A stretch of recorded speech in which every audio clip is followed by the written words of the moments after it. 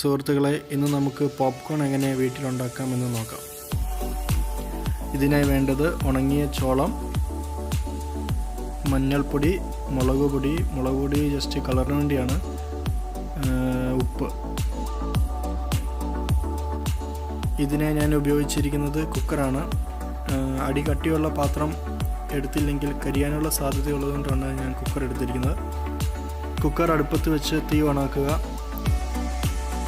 പാത്രം ചെറുതായി ചൂടായി വരുമ്പോഴേക്കും നമ്മൾ എടുത്തു വെച്ചിരിക്കുന്ന ചോളം പാത്രത്തിലേക്ക് ഇടുക.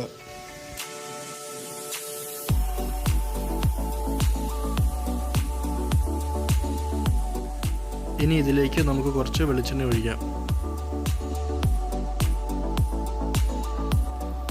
വെളിച്ചെണ്ണ ഒഴിച്ചതിന് ശേഷം നമുക്കിത് നന്നായിട്ടൊന്ന് മിക്സ് ചെയ്യാം.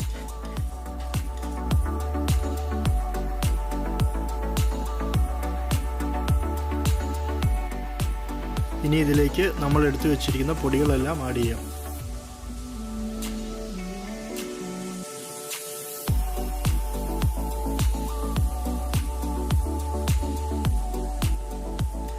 തീ നല്ലവണ്ണം കൂട്ടിയ ശേഷം നമ്മൾ ഇട്ടിരിക്കുന്ന പൊടികളെല്ലാം നല്ലവണ്ണം ഒന്ന് മിക്സ് ചെയ്യുക.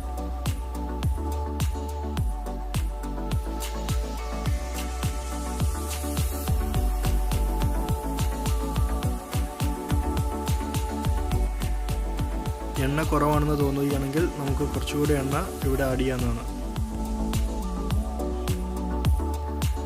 എല്ലാം നല്ലതുപോലെ മിക്സ് ചെയ്തതിന് ശേഷം ഒരടപ്പ് കൊണ്ട് മൂടി വെക്കുക.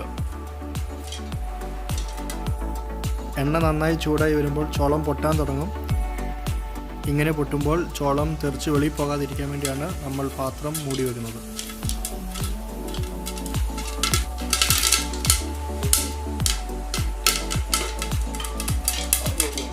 ഇട്ട് കൊടുത്തിരിക്കുന്ന പൊടികൾ എല്ലായിടത്തും ഒന്ന് എത്തുന്നതിന് വേണ്ടി പാത്രം ഇടയ്ക്കൊന്ന് ഇളക്കി കൊടുക്കുക.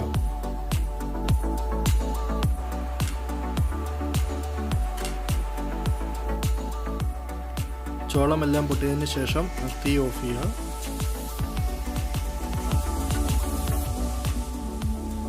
സ്വാദിഷ്ടമായ പോപ്കോൺ റെഡി.